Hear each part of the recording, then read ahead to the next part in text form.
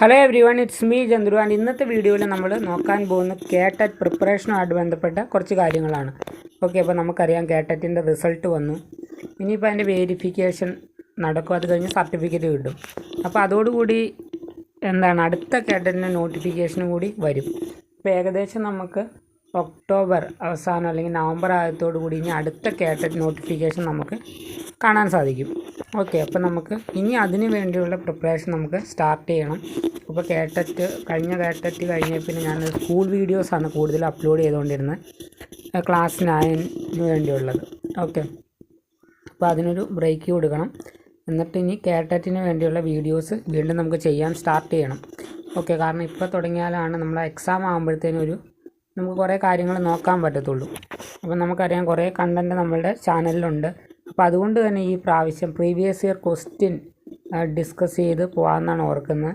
കാരണം സൈക്കോളജി ഉണ്ട്, ഹിന്ദി ഉണ്ട്, രണ്ടിൻ്റെയും PYQs ഡിസ്കസ് ചെയ്യുന്ന വീഡിയോസ് ആയിരിക്കും ഇനി വരാൻ പോകുന്നത്.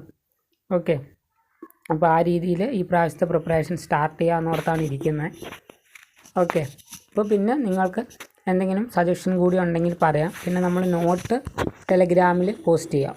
ഓക്കെ, ടെലഗ്രാം ചാനലിൽ കറൻ്റ്ലി അങ്ങനെയാണ് ചെയ്തുകൊണ്ടിരിക്കുന്നത്. അപ്പോൾ ആ രീതി തന്നെ കണ്ടിന്യൂ ചെയ്യാൻ നോക്കാം. ഓക്കെ, അപ്പം ഇനി ഒരു കേട്ടറ്റ് ചോദ്യങ്ങളിലൂടെ എന്ന് പറഞ്ഞൊരു പുതിയ സെഷൻ സ്റ്റാർട്ട് ചെയ്യണം. അപ്പം അതോടൊപ്പം തന്നെ അതായത് ഈ ഒരു വീക്കോട് കൂടി തന്നെ സ്റ്റാർട്ട് ചെയ്യാമെന്ന് ഓർത്താണ് ഇരിക്കുന്നത്. ഓക്കെ, ഇതൊക്കെയാണ് കേട്ടറ്റ് പ്രിപ്പറേഷനെ കുറിച്ച് ജനറലി പറയാനുള്ളത്. പിന്നെ നമ്മളുടെ എപ്പോഴും ഒരു ടാർഗറ്റ് 100+ ആയിരിക്കണം. ഒരു 100 മാർക്കിന് മുകളിൽ സ്കോർ ചെയ്യാൻ എപ്പോഴും നോക്കുക. ഓക്കെ, ഇപ്പോൾ സൈക്കോളജി ഉണ്ട്, ഹിന്ദി ഉണ്ട്, പിന്നെ ഇടയ്ക്ക് വരുന്ന സെക്കൻഡ് പേപ്പർ, അത് ഇംഗ്ലീഷ് or മലയാളം. ഇതിനും മൂന്നിനും നല്ലൊരു സ്കോർ കിട്ടുവാണെങ്കിൽ തീർച്ചയായിട്ടും നിങ്ങൾക്ക് ഈസി ആയിട്ട് കേട്ടിട്ട് ക്വാളിഫൈ ചെയ്യാൻ സാധിക്കും. ഓക്കെ, അപ്പോൾ അതിനു വേണ്ടിയുള്ള പ്രാക്ടീസ് ഇപ്പോഴേ തുടങ്ങിക്കൊള്ളുക. ഇനിയിപ്പോൾ നമുക്കറിയാം കേട്ടറ്റിൻ്റെ റിസൾട്ട് വേരിഫിക്കേഷൻ അടുത്ത അതായത് ഈ ഒരു സെപ്റ്റംബർ അവസാനം അല്ലെങ്കിൽ ഒക്ടോബർ ആദ്യത്തോടു കൂടിയൊക്കെ സ്റ്റാർട്ട് ചെയ്യുമായിരിക്കും. അങ്ങനെയാണെങ്കിൽ ഈ പറഞ്ഞ പോലെ നവംബർ ആദ്യം അല്ലെങ്കിൽ ഒക്ടോബർ അവസാനത്തോടു കൂടി അടുത്ത നോട്ടിഫിക്കേഷൻ വരും. ഒത്തിരി സമയമില്ല. അപ്പോൾ എന്തായാലും നിങ്ങൾ പ്രിപ്പയർ ചെയ്യാൻ സ്റ്റാർട്ട് ചെയ്തോളുക. ഓക്കെ, അപ്പോൾ ആ രീതിയിൽ നമ്മൾ ഹെൽപ്ഫുള്ളായിട്ടുള്ള കുറച്ച് വീഡിയോസ് കൊണ്ടുവരാൻ ശ്രമിക്കാം.